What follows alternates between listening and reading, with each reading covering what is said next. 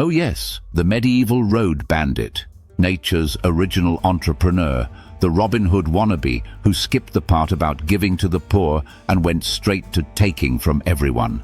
These charming rogues were the medieval equivalent of a pop-up ad, except instead of trying to sell you something, they were trying to take everything you owned, and maybe your life, if you were unlucky. Let's take a stroll down the muddy, blood-stained path of their noble profession. Becoming a bandit in medieval times was the ultimate career pivot. Maybe you were a peasant tired of back-breaking farm work, or a disgraced knight who lost your horse in a dice game. Either way, you looked at the open road and thought, why not? After all, who needs a 401k when you can just steal someone else's retirement fund? Banditry was the gig economy of the Middle Ages, flexible hours, no boss, and the thrill of possibly being hanged as a bonus. Bandits often operated in gangs because nothing says professionalism like a group of unwashed men with questionable dental hygiene arguing over who gets the fanciest hat from the latest loot. These gangs were like medieval startups, except instead of disrupting industries, they disrupted travelers' plans and occasionally their spinal cords. What did a medieval bandit need to succeed? First, a weapon. Swords were popular, but let's be honest, most bandits were working with whatever they could steal or forge in a back-alley smithy. If you were really fancy, you might have a bow, but let's not kid ourselves. Most bandits were about as accurate with a bow as a drunkard at a carnival game. Second, a hideout. Bandits loved forests because they provided excellent cover and a romantic, outlaw chic vibe. Nothing says, I'm a dangerous criminal, like lurking behind a tree, waiting to jump out and yell, stand and deliver, which, by the way, was the medieval equivalent of, give me your wallet or I'll stab you. Life as a bandit wasn't all sunshine and stolen gold.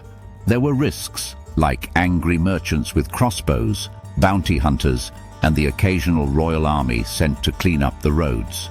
But hey, no risk, no reward, right? And by reward, I mean a pouch full of coins, and maybe a nice fur cloak if you were lucky. Bandits also had to deal with the constant threat of betrayal. Your fellow outlaws were about as trustworthy as a cat in a room full of rocking chairs. One minute you're splitting the loot, the next you're waking up in a ditch with a headache and no pants. Ah, camaraderie. Let's talk about Robin Hood, the medieval equivalent of a bandit influencer. Sure, he stole from the rich and gave to the poor, but let's be real, most bandits were more interested in the stealing from the rich part and less concerned with the giving to the poor bit. Robin Hood was the exception, not the rule. Most bandits were more like, steal from everyone, keep it for myself, and maybe buy a round of ale if I'm feeling generous. The Robin Hood myth gave bandits a veneer of nobility, but let's not kid ourselves. Most of them were just in it for the loot. If they gave a coin to a beggar, it was probably because they were trying to distract them while they picked their pocket. So, how did the average bandit's career end? Well, if they were lucky, they retired to a life of obscurity, spending their ill-gotten gains on mead and questionable life choices.